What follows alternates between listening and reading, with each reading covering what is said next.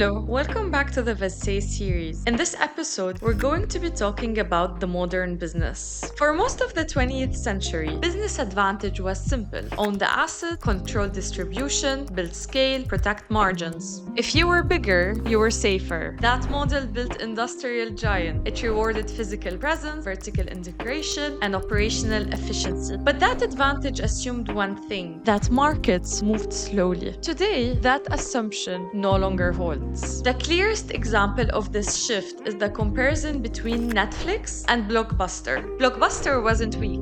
At its peak, 9,000 plus stores, strong brand equity, high margin late fees, and market dominance. Operationally, it was efficient. On the contrary, Netflix started small: DVD by mail, subscription pricing, and no physical stores. But it operated under a different assumption. Blockbuster believed it was in the business of renting DVDs efficiently. Netflix believed it was in the business of delivering entertainment conveniently. And that difference redefined the entire system. Harvard Business School case studies describe Netflix as a business model innovation story, not a technology story. Blockbuster optimized the model, Netflix questioned it. Blockbuster generated substantial revenue from late fees. They were profitable, but they were friction. Removing them would hurt short-term earnings, so the company protected them, and Netflix removed them early. That decision aligns with Clayton Christensen's work in The Innovator's Dilemma, where incumbents struggle to adopt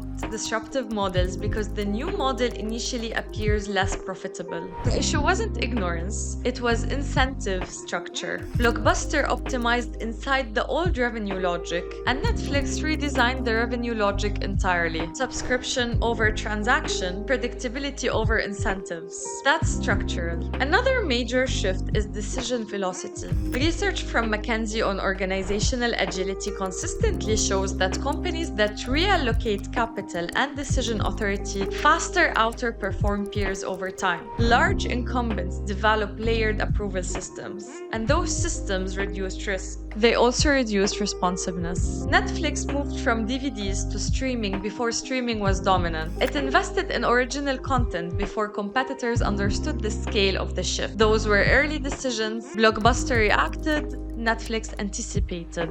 In modern markets, hesitation compounds. Blockbuster scaled linearly. Each new store required physical location, staff, inventory, lease agreements. Growth required proportional effort, and Netflix built digital infrastructure. And once streaming systems were in place, distribution cost per additional user declined significantly. Harvard Business Review has extensively analyzed how platform-based models scale differently from linear ones. Linear businesses grow incrementally, and platform businesses compound. The difference isn't effort, it's architecture. Blockbuster didn't fail because leadership lacked intelligence. It failed because the model worked until it didn't. Success builds attachment, and when your margins depend on an existing structure, you defend it.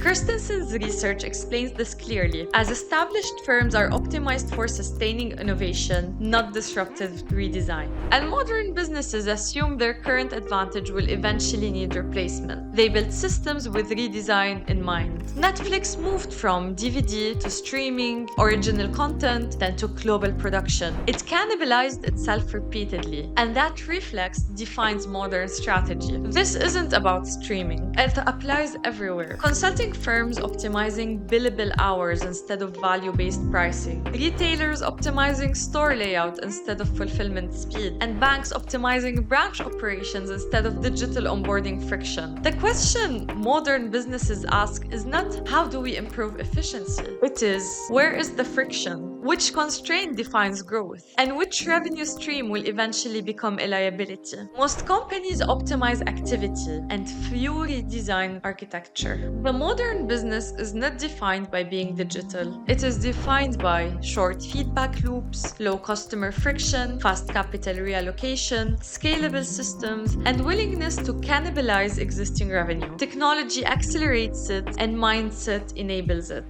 Netflix didn't win because it streamed video. video. It won because it removed constraints faster than incumbents could defend them. Blockbuster defended constraints, and in shifting markets, defense is slow. The greatest risk in modern businesses is not inefficiency, it's attachment. Attachment to processes, attachment to channels, attachment to revenue structures that once worked. Because once friction becomes visible, someone else will remove it. And when they do, scales won't protect you, architecture will.